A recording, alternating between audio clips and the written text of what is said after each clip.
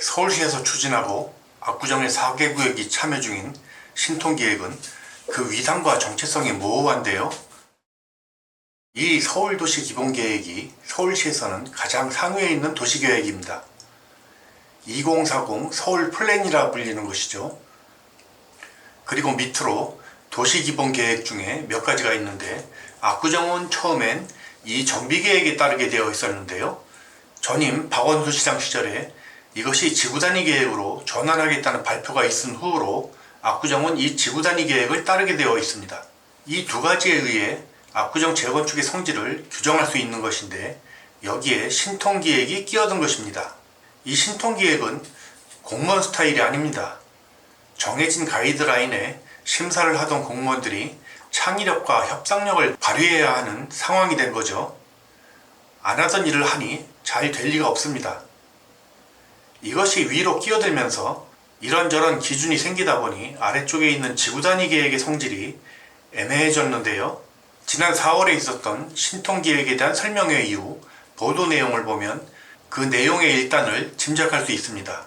2016년에 보류되었던 압구정 지구단위 계획을 6년 전 보류 당시의 내용으로 다시 공람 공고를 한다는 것인데요.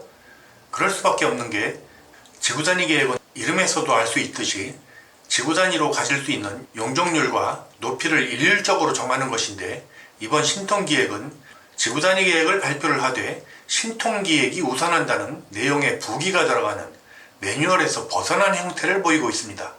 이것은 단지 서울시에서 변경된 지구단위 계획이 준비되지 않은 것과는 다른 것 같은데요. 의도가 있을 수 있다는 얘기죠. 어떨 때는 신통을 앞세우고 필요할 때는 지구단위 계획을 내세울 수 있으니까요. 2016년에 고시됐던 지구단위 계획은 알다시피 재건축에 극악한 내용이 많았습니다. 높이를 35층으로 제한을 했고요. 유일하게 현재 구현대의 종상향 지역인 준주거의 높이만 40층으로 되어 있었습니다. 그리고 단지를 가로질러서 외부인을 통행시키는 공공보행로의 개념도 이때 적시가 되었죠. 또한 임대주택을 의무적으로 건설하고 조합원들과 차별하지 못하게 하는 소셜 믹스의 개념도 있었습니다. 이것은 오세훈 시장 이후에도 이어지고 있는데요. 날짜가 22년이죠. 심지어 동호수 추첨도 동시에 공개 추첨으로 한다는 내용도 포함이 되어 있습니다.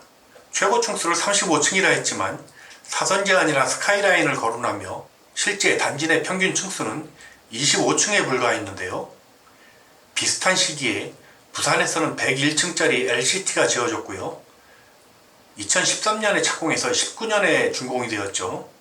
최근엔 서울을 제외한 지방에는 49층짜리 아파트나 오피스텔이 우후죽순이고 50층 이상 60층에 이르는 단지도 제법 있습니다. 높이에 있어서는 서울은 가장 규제적인 도시입니다. 하지만 앞으로는 서울에서도 49층은 평균적인 높이에 불과하게 될 겁니다. 여기서 잠깐, 이것이 오세훈 시장 이후에 이전 버전인 2030 서울 플랜을 대체할 2040 서울 플랜인데요. 여기서는 최고 35층이던 높이를 49층으로 높인 건 아니고 35층에 눌려있던 윗 상한을 열어버린 겁니다. 법규상 높이에 제한이 없다는 것이죠. 지난 2구역 신현대 공모전에서 기본이 49층이고 예비로 69층 안들을 보신 기억이 있으실 텐데요. 이제 49층은 특별한 혜택이 아닙니다. 그 외에 기준 최대 용적률은 300%로 이전과 같습니다. 여기서 많은 조합원들이 생각하듯 이런 의문이 생깁니다. 그럼 신통기획 때문에 높이가 높아진 것도 아니고 용적률에 특별한 혜택이 생긴 것도 아닌데 신통기획을 따르지 않고 지구단위 계획 따로 재건축을 하는 게 더 좋지 않느냐는 의문 말입니다.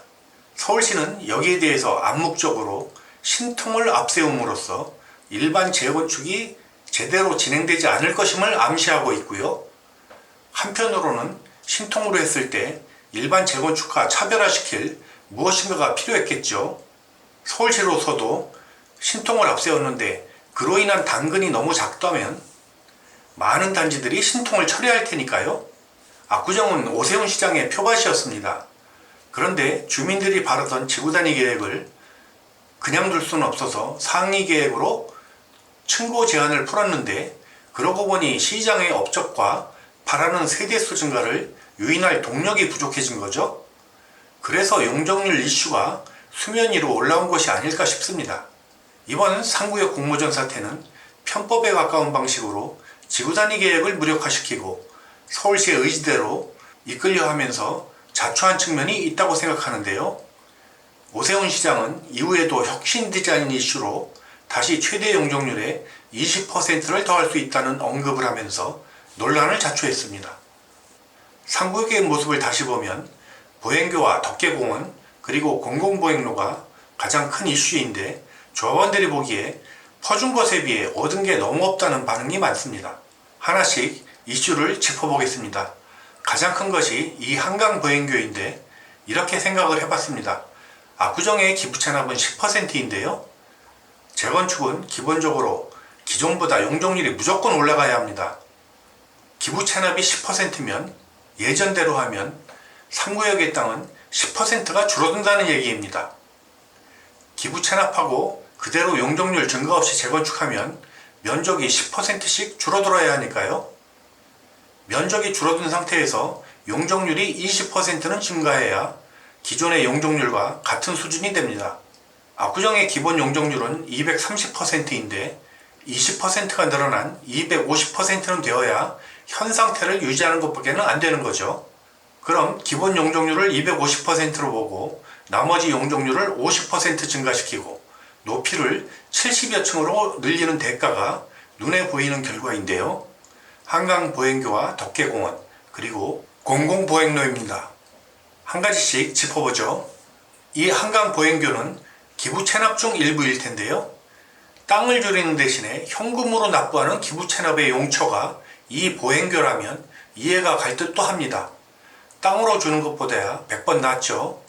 압구정이 땅값이 못해도 평당 2억은 갑니다.